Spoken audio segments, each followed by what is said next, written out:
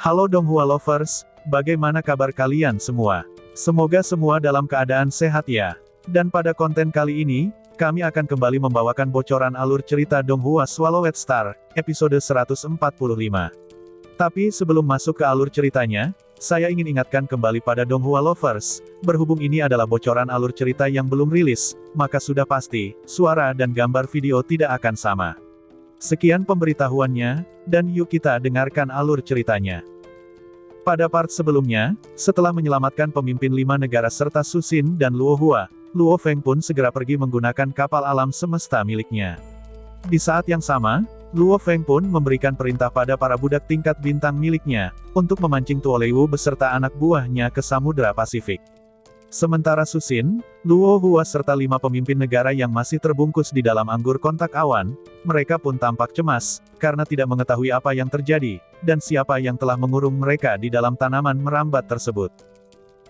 Sampai saat di mana Luo Feng melepas armor kontak awan dan memperlihatkan wajahnya, barulah Susin serta 5 pemimpin bumi itu seketika terkejut, namun dengan kegembiraan di wajah mereka. Setelah berpelukan untuk melepas rindu dengan Susin, Luo Feng pun memandang ke arah 5 pemimpin negara sembari berkata, "Aku masih memiliki masalah yang harus diselesaikan, jadi ku meminta Anda semua untuk menunggu di dalam kapal ini," ucap Luo Feng, lalu bergegas terbang menuju Samudra Pasifik. Saat telah sampai di atas Samudra Pasifik, tampak Luo Feng mengangkat kepalanya untuk mencari keberadaan Tuo Leiwu. Sudah waktunya untuk memberikan pelajaran pada sampah dari keluarga Nuolan San, yang telah berani menganggap bumi sebagai halaman belakang rumah mereka, dan mengambil apapun yang mereka inginkan, gumam Luo Feng, sambil tersenyum dingin. Sesaat kemudian, ia pun langsung melesat ke kedalaman laut. Di saat yang sama terdengar, Babata berkata, "Luo Feng, saat bertemu dengan pasukan keluarga Noulan, kamu bisa membunuh mereka sesuka hatimu, tanpa harus khawatir sistem atau satelit bumi yang menemukan keberadaanmu, karena aku telah menonaktifkan seluruh sistem pemindaian di bumi," ucap Babata. Sementara Tuo Leiwu beserta tim elit kecil keluarga Nuolan San, yang saat itu telah bertarung melawan 8 budak tingkat bintang milik Luo Feng. Terdengar saat itu, Tuo Leiwu meraung keras dengan marah. Padahal belum lama ini dia telah memberitahukan kepada leluhur keluarga, tentang misinya yang telah sukses, dan dalam sekejap, semua sandera telah dibawa pergi oleh Luo Feng. Jika tidak menemukannya, bagaimana dia akan mempertanggungjawabkan hal ini pada leluhur Noulan San? Memikirkan hal itu, kemarahan Tuo Leiwu semakin memuncak. "Kejar dia dan bunuh dia, tidak ada dari kalian yang boleh melarikan diri," perintah Tuo Leiwu, saat melihat budak milik Luo Feng yang melarikan diri, setelah membunuh 1 anak buah Tuo Leiwu. Tampak saat itu, aksi kejar-kejaran antara 15 prajurit tingkat bintang level 9, mengejar 7 prajurit budak milik Luo Feng, yang saat itu terbang ke satu arah, seperti telah merencanakan sesuatu. Dan tepat ketika Tuo Leiwu dan sekelompok prajurit tingkat bintang level 9 baru saja terbang ke sisi lain lautan, tiba-tiba, lautan yang semula tenang, seketika meletus dan meledak, dan diikuti munculnya makhluk hitam besar dari dasar laut, dan secara bertahap menampakkan bilah tajamnya. "Lihat, apa itu?" ucap para prajurit keluarga Noulan dengan sangat waspada. "Sepertinya itu adalah binatang bertanduk emas," ungkap sekelompok anggota, yang melihat dengan hati-hati. Namun demikian, kelompok elit keluarga Noulan yang berasal dari alam semesta, dan telah mengalami banyak pertarungan, mereka semuanya tampak sangat tenang, saat melihat binatang besar itu, yang akhirnya keluar dari permukaan air. Di bawah sinar matahari, pantulan-pantulan dari sisik emasnya semakin sangat menyilaukan. Dan hal yang paling menarik perhatian adalah, 2 tanduk hitam yang terbungkus emas dan menembus langit, membuat orang-orang yang melihatnya pasti akan gemetar. Melihat kemunculan binatang yang telah mereka cari-cari, salah satu prajurit keluarga Noulan pun segera memberitahukan hal tersebut pada Tuo Leiwu.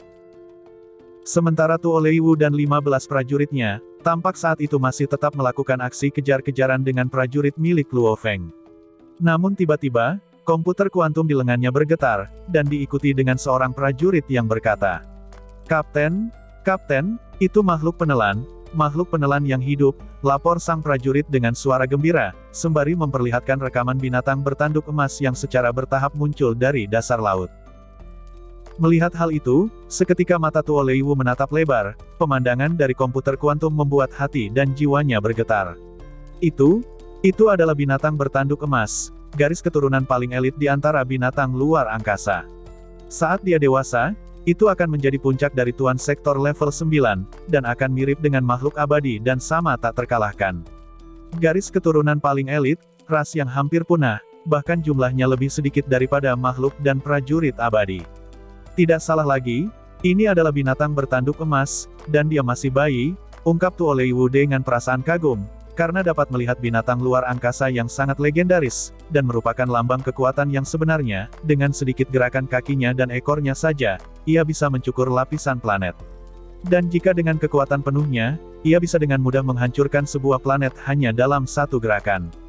Melihat binatang yang mereka incar, Tu Oleiwu pun segera memerintahkan prajurit untuk menghentikan pengejaran, dan bergegas menuju lokasi binatang bertanduk emas.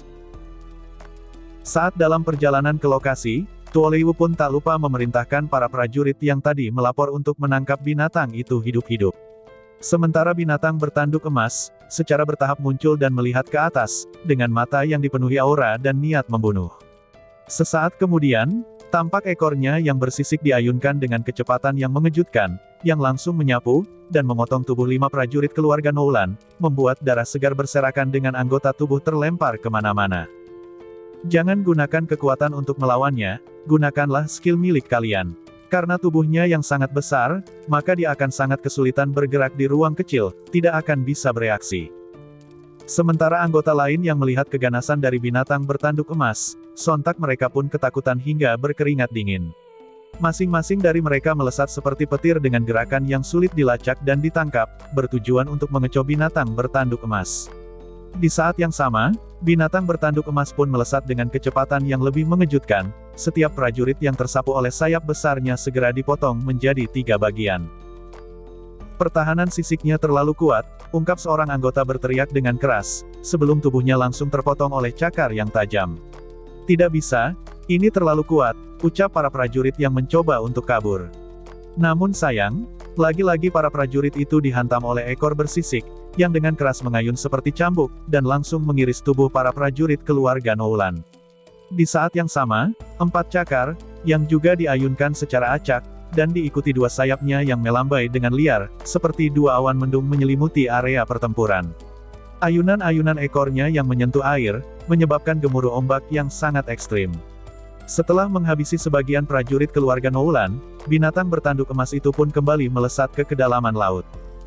Sementara Tu Oleiwu, Aheman dan Abu Luote yang baru saja tiba di tempat pertarungan, ketiga kapten itu berteriak kegirangan, tanpa mengetahui pembantaian yang baru saja terjadi di tempat itu. Saat itu mereka sangat jelas tahu tentang aturan keluarga Noulan. Yang semakin besar dan sulitnya misi, maka hadiahnya pun akan sangat besar, apalagi jika dapat menangkap makhluk itu hidup-hidup, maka sudah pasti, mereka akan mendapatkan hadiah yang mengejutkan. Di sela kegembiraan itu, tiba-tiba Tu Oleiwu berkata, "Tunggu, aku akan melaporkan hal ini dulu pada ahli waris utama keluarga," ucap Tu Oleiwu, lalu kembali berkata, "Aheman, Abu Luote, cepat perintahkan semua prajurit untuk berkumpul di tempat ini," ucap Tu Oleiwu, sembari terbang ke udara, dan memasuki ruang virtual alam semesta, untuk melaporkan tentang binatang bertanduk emas. Sementara kedua kapten yang mendengar perintah Tu Oleiwu, kedua kapten itu pun segera menghubungi para prajurit lain. Singkat waktu, setelah melaporkan keberadaan binatang bertanduk emas pada pula, Tu Oleiwu pun bergegas untuk bergabung dengan para prajurit lain. Namun saat sampai di lokasi dan melihat kondisi kedua kapten yang berbeda dari sebelumnya, Tu Oleiwu pun langsung mempertanyakan hal itu. "Di mana binatang bertanduk emas itu? Apa ada masalah, hingga kalian tidak mengejarnya?" tanya Tu Oleiwu, dan langsung dijawab oleh kedua kapten, bahwa saat ini binatang bertanduk emas itu berada di bawah air. "Tapi Kapten, apakah Anda tidak mencium bau darah di tempat ini? Dan sebelumnya kami sudah mencoba untuk menghubungi 44 prajurit lain, namun belum juga ada jawaban. Dan bisa dipastikan, saat ini semua prajurit itu telah mati," ungkap Aheman dan Abu Luote, membuat Tu Oleiwu seketika terkejut, dan itulah, ending dari bocoran Swallowed Star, episode 145.